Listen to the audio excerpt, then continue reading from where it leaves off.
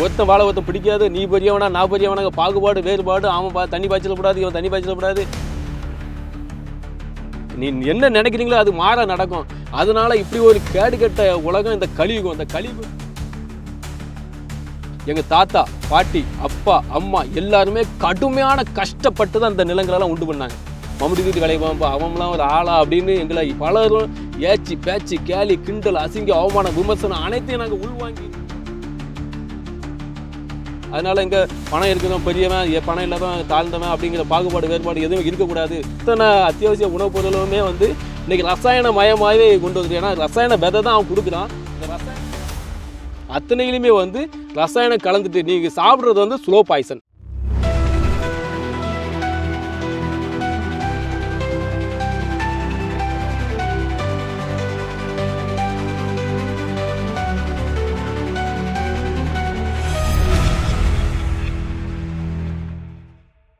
இப்போ நீங்கள் சொல்கிறது பார்த்தீங்கன்னா உள்ளூர்லேயே வந்து பக்கத்து தோட்டத்துக்காரனா எனக்கும் சண்டை வருது. அவன் ஒரு கணக்கு போடுறான், இவன் ஒரு கணக்கு போடுறான். இதெல்லாம் நீங்கள் எப்படி சரி பண்ண முடியும்? அவங்களுக்கு படிப்பறிவு இல்லைங்கிறதுனால ஒரு காரணமா, இல்லை அவங்களுடைய தனிப்பட்ட குடும்பத்தோட வயிற்று பசி ஒரு காரணமா, என்ன காரணத்தினால இதை சரி செய்ய முடியும் நம்புறீங்க? சரி செய்ய முடியாது. சரி செய்ய முடியாது. காரணம் என்னன்னா, இது இறைவன் நிச்சயிக்கப்பட்டது. ஏன்னா இங்கே கெட்ட எண்ணம் கொண்டவன் கொடி படை போல உலகம் எங்கும் பரவி கிடப்பான். ஏன்னா இங்கே ஒருத்தன் வாழை ஒருத்தன் பிடிக்காது, ஒருத்தன் வாழை ஒருத்தன் பிடிக்காது, நீ பெரியவனா நான் பெரியவனாங்க பாகுபாடு வேறுபாடு, அவன் தண்ணி பாய்ச்சலக்கூடாது இவன் தண்ணி பாய்ச்சலக்கூடாது, நம்ம வெயில் தான் தண்ணி பாயணுங்கிற பண்ணுவான். ஏன்னா இன்னொரு விஷயம் என்னன்னா, ஒரு பள்ளத்து வெயிலில் தண்ணி பாயிறதுக்கு தண்ணி பாயறதுக்கு விட மாட்டேன்பான். மேட்டு வெயிலுக்காரன் தண்ணி அடைச்சி வச்சிருப்பான். ஆனால் பள்ளத்து வெயில் விளையதுக்கு முன்னாடி மேட்டு வெயிலுக்காரன் அறுத்துட்டு போயிடுவான். நீ என்ன நினைக்கிறீங்களோ அது மாற நடக்கும். அதனால இப்படி ஒரு கேடுகெட்ட உலகம் இந்த கலியுகம். இந்த கலியுகத்தில் வாழுற எல்லா மக்களையும் நீ ஒன்று கூட்டி நீ ஒரு இடத்துல உட்கார வச்சிடும் அப்படின்னா அது கனவு தான். நீ ஆண்டி மடம் கட்டின கதை தான். நீ எல்லாத்தையும் சொல்லி வச்சுட்டு நீங்கள் போவீங்க, காலையில் அவன் வேலையை பார்த்துட்டு போயிட்டே இருப்பான். இதே கதை தான். இந்த உலகத்தில் வந்து வாழுற யாரையுமே எந்த ஒரு நோக்கத்திலையும் கொண்டு போய் நீ நிறுத்தவே முடியாது. நீங்கள் முக்கிய எவ்வளோ தான் நீங்கள் சொன்னாலும் சரி, அவங்க வேலையை அவங்க தான் பார்த்துட்டு இதுதான் கதையாக கேட்டுட்டு போவாங்களே தவிர, அதுக்கு மூக்கு நுழைச்சி வேலை செய்யணும், உழைக்கணும், அதை செய்யணும், இதை செய்யணுங்கிற ஆர்வம் அக்கறை இந்த மக்களுக்குள்ளே வரவே வராது. ஏன்னா அப்படி ஒரு காலத்தில் வாழ்ந்துகிட்டு இருக்கோம். இது களி முத்துன காலம். இந்த கலியுகத்தில் இப்படி தான் மக்கள் இருப்பாங்க. சரி, இது நீங்கள் ஒரு தனிமரம் தோப்பாகாதுங்கிறத ஒத்த வார்த்தையில் இவ்வளோ சொல்லிட்டீங்க இல்லையா? இவ்வளோ தூரம் நீங்கள் போராடுறீங்களா? இந்த போராட்டத்துக்கான காரணம் நீங்கள் விழிப்புணர்வுக்காக இவ்வளோ இன்ஸ்டாவில் அவ்வளோ வீடியோ போடுறீங்க, விவசாயத்தை பற்றி பேசுகிறீங்க. நானே நிறையா பார்த்துருக்கேன். இந்த நெல்லை பற்றி பேசும்போது நாற்று பண்ணையில் கூட நெல் வயலுக்கு எவ்வளவோ காசு வாங்க, நீங்கள் இலவசமாக வந்து இங்கே இருக்குது, நாங்கள் போட்டது போக நாற்றாங்கால் நிறையா இருக்குது, வேணும்னா வாங்கிட்டு போங்க அப்படிங்கிற அளவுக்கு வந்து நீங்கள் வந்து ஒரு விவசாயத்தை வெளியில் எடுத்துகிட்டு சொல்லணும் அப்படின்னு இவ்வளோ தூரம் போராடுறீங்களே, உங்களுக்கே இப்போது என்ன மாதிரியான ஒரு பிளவுபட்ட இடத்துல நம்ம வாழ்ந்துக்கிட்டு இருக்கோங்கிறது உங்களுக்கு தெரியுது. இப்போ இது நீங்க போராடுறதுனால என்ன பிரயோஜனம்? பிரயோஜனம் என்ன அப்படின்னா, எனக்கு இங்கே எந்த ஒரு ஏமிங்கே இல்லை. ஏன்னா இதை அடையணும், இது அடையணும் எந்த நோக்கமும் எனக்கு இல்லை. எந்த நோக்கமும் இல்லாததுக்கான ஏன் சொல்றேங்கிறதுக்கு காரணம் இருக்கு. இதுக்கு நான் முழுக்க நான் வீடியோ வழியாக அன்னைக்கு இவ்வளோ தூரம் வேலை செய்கிறதையும் சொல்லுற கஷ்ட வழி வேதைகளையும் சொல்கிறதுக்கு மூல காரணம் ஒன்றே ஒன்று தான். ஏன் அப்படின்னா, எங்கள் தாத்தா பாட்டி அப்பா அம்மா எல்லாருமே கடுமையான கஷ்டப்பட்டு தான் இந்த நிலங்களெல்லாம் உண்டு பண்ணாங்க. மொத்த விவசாய நிலங்களையும் எவ்வளவு கஷ்டப்பட்டு வேலை செஞ்சுருப்பாங்க, எவ்வளோ கஷ்டப்பட்டு இந்த வாய்க்கால்களை தோண்டியிருப்பாங்க, எவ்வளவு கஷ்டப்பட்டு இந்த பருவங்களெல்லாம் பண்ணி இந்த நிலங்களெல்லாம் உண்டு பண்ணியிருப்பாங்கங்கிற வலி வேதனைகள் எல்லாமே எனக்கு நல்லா உணர்ந்தேன். இது என்னன்னா, இதுக்கு முன்னால் அப்பா அம்மா தாத்தா பாட்டி காலங்களில் கஷ்டப்பட்டது வெளியே தெரியல. அன்னைக்கு நடந்து இவ்வளவு கஷ்டப்பட்டு அந்த காலத்தில் நாங்கள் அப்படி வேலை செஞ்சோம் கஷ்டப்பட்டோம் அப்படின்னு சொன்னால் அன்றைக்கி கேட்க ஆளில் எல்லாம் காதை பொத்திடுவாங்க. பழைய காலத்து கதை இன்றைக்கி வேண்டான்றவாங்க. அதே கஷ்டப்படுற வேலையை நாங்கள் இன்றைக்கி செய்கிறோம். நாங்களும் இன்றைக்கி அதே கஷ்டப்படுறோமே அப்படிங்கும்போது, இந்த முன்னோர்கள் கஷ்டப்பட்டது நாங்கள் கஷ்டப்பட்டது இன்றைக்கி வீடியோ வழியில் பதிவு பண்ணிட்டோம் அப்படின்னா, இன்றைக்கி வலைதளங்களில் ஒரு பண்ணிட்டோம் அப்படின்னா, இதுக்கு அடுத்த தலைமுறைக்கு வந்து கஷ்டப்பட்டு வேலை செய்கிறதுக்கு தேவையே இல்லை. அதுக்கு தேவையானதெல்லாம் மிஷின் வந்துடும். அப்போ நாம் இதுக்கு பின்னால் அடுத்த தலைமுறைகள் வரலாறு முக்கியம். அப்போ முன்னோர்கள் நமக்கு இதுக்கு முன்னால் இன்றைக்கி உண்டு பண்ணினவங்களோட வாழ்க்கை வரலாறுகளெல்லாம் வந்து நம்ம இன்றைக்கி எது வழியில் பார்க்குறோம் அப்படின்னா, வலைதளங்கள் மூலமாக தான் நம்புகிறோம். அந்த வலைதளங்களில் நம்மளோட கஷ்ட நஷ்டம் வலி வேதனை துன்பம் துயரம் மழை காற்று வெயிலுன்னு பார்க்காம எல்லாரும் கடந்து எவ்வளோ பாடுபட்டு நம்ம இந்த உணவை உண்டு பண்ணுறோம். இதெல்லாம் சாப்பிட்ற மக்கள் எல்லாம் இந்த உணர மாட்டுக்காங்க. எல்லாம் கடையில் கிடைக்கணும்னு நினைக்கிறாங்க. கடையில் எங்கேருந்து வருது? நீ கடையில் கிடைக்கிற அத்தனை அத்தியாவசிய உணவுப் பொருள் அனைத்துமே வந்து விவசாய நிலங்களில் ஒரு விவசாயி தன்னோட ரத்தத்தை வேர்வையாக சிந்தி உழைச்சி உண்டு பண்ணி கொண்டு வந்து தான் கடையில் வைக்கிறோம். அதை தான் நம்ம நோகாமல் வாங்கிட்டு போய் சாப்பிட்றோங்கிறது பலருக்கும் தெரியாது. அதை உணரணுங்கிற உணர்த்துதல் தான் நாங்கள் இன்றைக்கி மூலதனமாக செஞ்சுக்கிட்டு இருக்கிறோம். ஆனால் இது வந்து கண்டிப்பாக அத்தியாவசிய தேவை. இன்றைக்கி நிறைய சின்ன குழந்தைகள்லாம் அரிசி எங்கேருந்து வருது, மஞ்சள் பொடியெல்லாம் பாக்கெட்டில் கிடைக்குன்னு சொல்கிறாங்க. மஞ்சள் பொடி அரிசியெல்லாம் வந்து வயல் நிலங்கள்ல இப்படி நெல் வயல்ல இருந்து தண்ணி பாய்ச்சி 3 மாதம் அவன் ராத்திரியும் பகலும் காவு காத்து கடந்து பன்னிக்கும் முலாவுக்கும் பாதுகாத்து கடந்து அவன் அந்த வயலை பருவம் பண்ணி நெல் அறுத்து கதிரை கட்டி அறுத்து சமந்து புனையடிச்சு கட்டினதெல்லாம் அந்த காலம். இப்போ அறுப்பு மிஷினை கொண்டு அறுத்து வீட்டில் கொண்டு அவிச்சு பறக்கி எடுத்து புழுங்க அரிசி பச்சை அரிசின்னு பிரித்து எடுத்து கடைகளில் விற்பனை பண்ணி இதெல்லாம் கொண்டு வந்து வீட்டுக்கு சேர்க்கறதுக்கு விவசாயி எவ்வளவு கஷ்டப்பட்டிருப்பாங்கிறது அது அனுபவ விவசாயம் இருக்கிற மனுஷனுக்கு தான் தெரியும். அதை எல்லா மக்களும் உணரணும். நீ சாப்பிட்ற சாப்பாட்டுக்கு பலரோட கஷ்டத்துல இருந்து தான் வருதுங்கிறது தெரியணுங்கிறத உணர்த்தணுங்கிறதுனால தான் எங்களோட மூலதனமான எண்ணம் அதை நோக்கமாக வச்சு தான் நாங்கள் இந்த வீடியோலையா. இல்லைண்ணா, நீங்கள் சொல்கிறது எல்லாமே சரிதானே. உங்களுடைய நோக்கம் புரிதல் எல்லாமே கரெக்டு. இன்றைக்கி சோஷியல் மீடியாவில் ஒருத்தன் ஒரு வீடியோ போடுறான்னா அவன் தான் பிரபலமாகணும் அப்படிங்கிற எண்ணத்தில் தான்ப்பா போடுறான். இது பெரும்பாலான மக்களோட நினப்பு. ஏன்னா இன்னொரு விஷயமும் சொல்கிறேன், நீங்கள் போடுறது வந்து வேலை வெட்டி இல்லாதவங்களுக்கு ஒரு ஒரு 50 வயசுக்கு மேலே இவனுக்கு வேறு வேலை வெட்டியில் சும்மா ஏதோ ஒன்று பேசுவானா, இவன் பேசுகிறத வச்சுட்டு நம்ம நம்பி போடணுமா அப்படின்னு தானே இன்றைய மக்களுடைய மனநிலை இருக்குது. இப்போது நீங்கள் உண்மையிலே ஒரு விவசாயம் பண்ணுறீங்க, இந்த மாதிரி பண்ணுறீங்க, ஒரு வீடியோ பண்ணி ஒரு விழிப்புணர்வு கொடுக்கணும் அப்படிங்கிறீங்க இல்லையா? இதில் இந்த விழிப்புணர்வு கொடுக்குறீங்க அப்படின்னும் போது இந்த மாதிரியான மக்களில் நிறைய பேர் அதில் திட்டவும் செய்வாங்க. அந்த கமெண்ட் என்னடா நீ இப்படி பண்ணி வச்சிருக்க, அப்படி பண்ணி வச்சிருக்க அப்படின்னு திட்டவும் செய்வாங்க. இப்போ நீங்கள் இன்ஸ்டாவில் போடுறதுக்கு இவ்வளோ பெரிய விஷயங்கள் பண்ணுறீங்க இல்லையா? இதுவும் ஒரு விதமான பிரபலம் தானே. பிரபலம்ங்கிறது வந்து நான் எனக்கு ஏதோ ஒரு நோக்கத்தோடு இல்லை. பிரபலம் எனக்கு பிரபலம் ஆகணும், பெருசாகணும், பெரிய ஆளாகணும், எனக்கு அந்த ஒரு இதுக்கு போயிடணும், எனக்கு பெரிய பதவி வேணும், இந்த என் நோக்கம் எதுவுமே இல்லை. நான் அடிப்படையில் கிடக்கிற மதிக்கிறதுக்கு தகுதி இல்லாத விவசாய பலரும் நினைக்கிறான். இவன் விவசாயம் அவன் அந்த வயல் வேலை தான் பச்சுவான், காட்டு வேலை தான் செய்வான், மம்முடி தீட்டு விளைவான், அவன்லாம் ஒரு ஆளா அப்படின்னு எங்களை பலரும் ஏச்சி பேச்சு கேலி கிண்டல் அசிங்க அவமானம் விமர்சனம் அனைத்தையும் நாங்கள் உள்வாங்கி இருக்கிற நாங்கள் பல விஷயங்களை வந்து இவனுக்கு முன்னால் நாம் பலரும் நம்மளை மதிக்கலைனாலும் இவனுக்கு முன்னால் நாம தலை குனிஞ்சு நிற்கணும், தலை நிமிர்ந்து வாழணுங்கிற எண்ணம் அந்த இடத்துல உருவாது. ஆனால் தலப்பா கட்டி நிற்க நீ எவனுக்கும் இங்கே உயர்ந்தவனும் கிடையாது, தாழ்ந்தவனும் கிடையாது, நம்ம எல்லா சமத்துவ உணர்வோடு வாழணுங்கிறது தான் இறைவனோட படைப்பில் உருவாக்கப்பட்டது தான் மனிதன். அதனால் இங்கே பணம் இருக்கிறவன் பெரியவன், பணம் இல்லாதவன் தாழ்ந்தவன் அப்படிங்கிற பாகுபாடு வேறுபாடு எதுவும் இருக்கக்கூடாது, சமத்துவ உணர்வு எல்லாரும் இருக்கணுங்கிற எண்ணம் ஆதங்கம் எங்களுக்கு அதிகமாக உண்டு. அதனால் இங்கே இப்போ வசதியாக இருக்கவனை கண்டு நம்ம இப்போ பம்மி வாழ்கிறதும் ஏழை கண்டு நம்ம தலை தூக்கி நின்று அப்படிலாம் கிடையாது. இங்கே எல்லாம் சமம். அதனால் நாம் வந்து ஒரு மக்களுக்கு வந்து மக்களோட வாழ்வியல் முறை இதை மக்கள்கிட்ட கடத்திடணும். நாங்கள் வாழுகிற வாழ்வியல் முறை 4 பேருக்கு நல்லது செய்யணும், அன்னதானம் பண்ணணும், தான தர்மம் செய்யணும், அன்பு பொறுமை தர்மம் கடைப்பிடிச்சு வாழணும் அப்படின்ட்டு நிறையா விஷயங்களை வந்து மக்களுக்கு வந்து இன்றைக்கி நிறைய தெரியாது. இதெல்லாம் மக்களை பற்றியில் கடத்திடணும், விவசாயத்தை பற்றி மக்கள்கிட்ட கடத்திடணும்.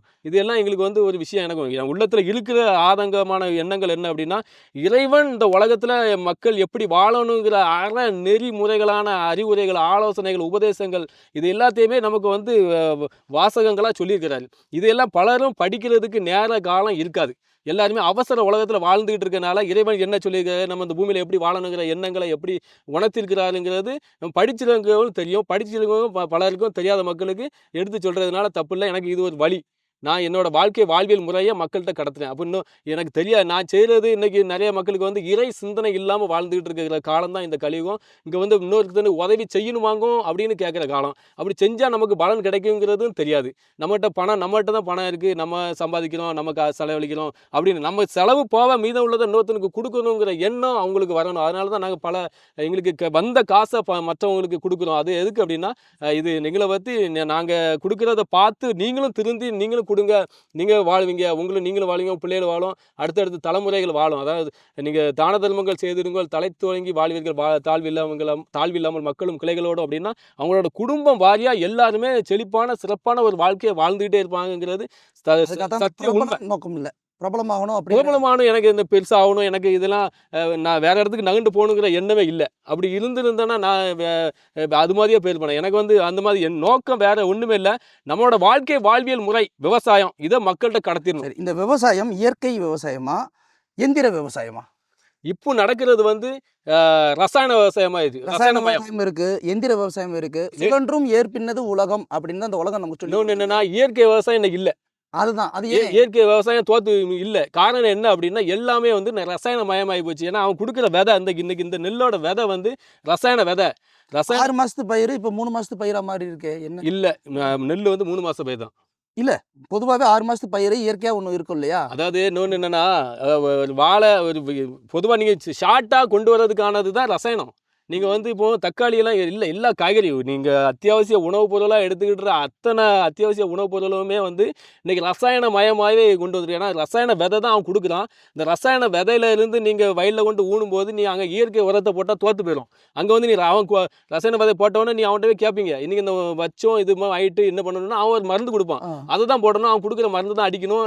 அவன் கடைசி A to Z நீங்கள் ஊனுலேருந்து காய்கறி பறிக்கிறது வரைக்கும் அவன் கொடுக்குறத செய்யணும். அப்போ அந்த காய்கறியிலையும் அரிசிலையும் வாழைக்காவிலையும் அத்தனையிலுமே வந்து ரசாயனம் கலந்துட்டு நீங்கள் சாப்பிட்றது வந்து ஸ்லோ பாய்சன். நீங்கள் வந்து அவங்களோட ஆயில் வந்து இன்றைக்கி அன்றைக்கி 100, 110, 120 வயசு வரை வாழ்ந்தாங்க. ஆனால் இன்றைக்கி ஏன் ஆயில் குறையுது? 60, 70 வயசில் கால்கையில் முடங்கி தடுமாடிட்டு இருக்காங்க. காரணம் என்ன அப்படின்னா, நம்ம சாப்பிட ஸ்லோ பாய்சன், அவசர உலகத்தில் அவசரமாக சாப்பிட்டுட்டு போகிறோம். அதனால் நம்மளோட ஆரோக்கிய நிலைப்பாடு குறைஞ்சிட்டே போயிடும். இப்போ இயற்கை விவசாயத்தை எடுக்காமல் ரசாயன விவசாயம் உண்மையிலே உண்மையான பதில் தான். நான் வந்து இந்த மாதிரி மண்ணில் போட்ட விளை வச்ச இது விவசாயம் சொல்லி ஒரு ரசாயனத்தை சாப்பிட்றதுக்கு பதிலாக வெள்ளைக்கார வித்த பீட்சா பர்கரை நான் சாப்பிட்டு போகிறேன். அது ஒரு ரசாயனம் தானே. அது ரசாயனம் தான். நான் இதை சாப்பிட்றப்ப நல்லா டேஸ்ட்டாக சாப்பிட்டுட்டு போகிறேன். இது சத்துன்னு சொல்லி பொய் சொல்லி சாப்பிட்றதுக்கு பதிலாக ஆனால் அது சத்து இல்லைன்னு தெரிஞ்சு நான் வந்து டேஸ்ட்டாக சாப்பிட்டு போகிறேன்னே. ஆனால் நம்ம 120 வயசு வரைக்கும் வாழ வேணாம், 40 வயசில் வாழ்ந்துட்டு போகிறேன். என்ன பிரச்சனை? பிரச்சனை எதுவுமே இல்லை. அவங்களோட விருப்பம்ல. நம்ம என்ன உற்பத்தி பண்ணணும். நான் கேட்குறது என்னன்னா, இப்போ இது இந்த இடத்துல விவசாயங்கிறது மக்களுக்கு சத்துங்கிற ஒரு விஷயத்தை தானே கொடுக்கணும். அது கொடுக்காமல விட்டுறோம். ஆமாம், எனக்கு சத்து போயிட்டுங்கிறத நான் உண்மையை சொல்கிறேன். ஏன்னா இங்கே இயற்கை விவசாயம் நடந்தது ஒரு காலம். இன்றைக்கி இயற்கை விவசாயம் இல்லாமல் மாற்று விவசாயம் நடக்குங்கிறது இந்த காலம். இங்கே நடக்கிற என்னதோ அதை நான் உண்மையாக ஓப்பனாக பேசுகிறேன். நான் இது சொல்லுறதுக்கு பலருக்கு தடங்கள். யார் இப்போ பிரச்சனை இருக்குது, இது சொல்லாதாங்கிறாங்க. ஏன்னா அவங்க விற்பனை பண்ணுறதுல இப்போ பாதிப்பு உருவாகும். ஏன்னா சொல்கிறாங்க பல காய்கறிகள் மட்டும் இல்லை, பல வகைகள். டாக்டர்லாம் சொல்கிறாங்க பழம் கனி சாப்பிடுங்க, ஆப்பிள் சாப்பிடுங்க, ஆரஞ்சு சாப்பிடுங்க, சாத்துக்குடி சாப்பிடுங்க, நீங்கள் இப்போ கீரை எடுத்துக்கிடுங்க அப்படிங்கிறாங்க. நீங்கள் சொல்கிறது அத்தனையுமே ஆரோக்கியத்தின் நிலைப்பாட்டிலேருந்து வருதான்னா கிடையாது. அத்தனையுமே ரசாயனத்துலேருந்து வருது. இன்னைக்கு கீரைக்கு முளைச்சி 3 நாளில் பிடுங்குறோம் அப்படின்னா கீரைக்கு உரம் போடுறான். பாப்பிலுக்கெல்லாம் ஃபுல்லாக கெமிக்கல் மூலமாக தான் வருது. எல்லாத்துலேயுமே ரசாயனம் இல்லாத உணவு இந்த உலகத்தில் இன்றைக்கி எங்கேயுமே இருக்குமான்னா எங்கேயுமே கிடையாது. எல்லாத்தையுமே அந்தளவுக்கு மாற்றிட்டாங்க. ஏன்னா இன்றைக்கி இன்னொரு விஷயமும் சொல்கிறாங்க. ஒரு டீட்டெயில் என்ன சொல்கிறாங்க அப்படின்னா, இன்றைக்கி எல்லாமே ரசாயனமயம் ஆகி போச்சு. நாங்கள் வந்து இன்றைக்கி இயற்கை உணவு எப்படி சாப்பிடலாம் அப்படின்னா, இன்றைக்கி இந்த மண்ணை மாசு அடைஞ்சு போச்சு. மண் செத்து போச்சு. மண் செத்து போச்சு. ஒரே வார்த்தை செத்து போச்சு. அதுக்கு உயிர் கொடுக்கறதுக்கு வேறு என்ன பண்ணணும் அப்படின்னா, நீங்கள் ரசாயனத்தை தான் போடணும். நீங்கள் இந்த ரசாயனத்தை சாப்பிட்டுக்கிட்டு இருக்கிற நீங்கள் டாக்டர்கிட்ட போய் நீங்கள் ஊசி டாக்டர்கிட்ட போகாமல் இயற்கை மருந்துகளை சாப்பிட்றவங்க சிலருக்கு தான் நல்லா கேட்குது, பலருக்கும் கேட்காது. ஏன்னா அவன் உடம்பு ரசாயனமாகவே ஆகிப்போச்சு. இனி ரசாயன ஊசியை போட்டால் தான் அவன் சரியாகும். அப்படி இருக்கும்போது இந்த இது வந்து என்னென்னா ரசாயனமாகவே இருக்குது.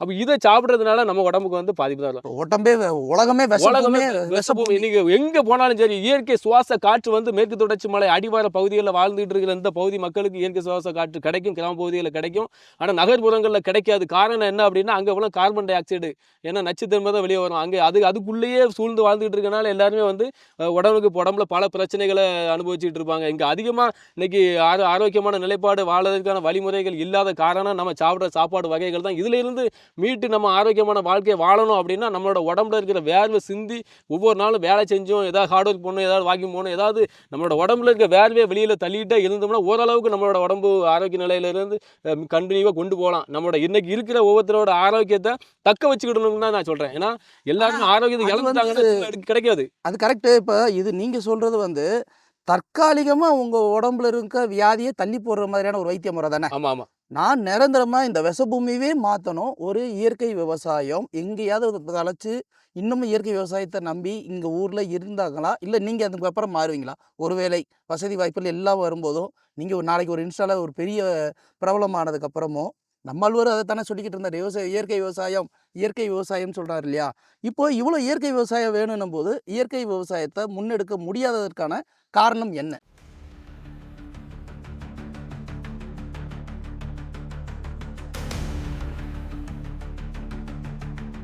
இன்னைக்கு இந்த மண்ணு மாசடைஞ்சிட்டு, இந்த மண்ணை இயற்கை விவசாயத்துக்கு மாற்றணும் அப்படின்னா 5 வருஷம் ஆகும். நம்மளோட இயற்கை விவசாயங்கள் நடந்துகிட்டு இருந்த இந்த விவசாய பூமியெல்லாம் வந்து மாற்றி ரசாயனமயமாக மாற்றிட்டாங்க. ஆனால் இனி நீ திரும்ப இயற்கைக்கு வாங்கன்னு சொல்லும்போது நம்மளை கிறுக்கனாகனமே தெரியுதா? எனக்கு என்ன நடந்தாலும் பிரச்சனை இல்லை. நான் வந்து ஒரு மரணத்தையும் கடந்து இந்த பூமியில் நான் நிற்கிறேன் அப்படின்னா எனக்கு கிடைக்கப்பட்டது ஒரே ஒரு டார்கெட், ஒரு லைஃப். இந்த லைஃப்பில் நான் என்ன செய்வேன்? இன்னொருத்தனுக்கு அடிமையாக வாழணுமா, நான் தலை நிமிர்ந்து வாழணும். நல்ல நினைவுக்கு நாள் எத்தனை ஆனாலும் பொல்லாப்பு வராமல் பூமி மீது வாழ்ந்து கொண்டே இருப்பார்கள்.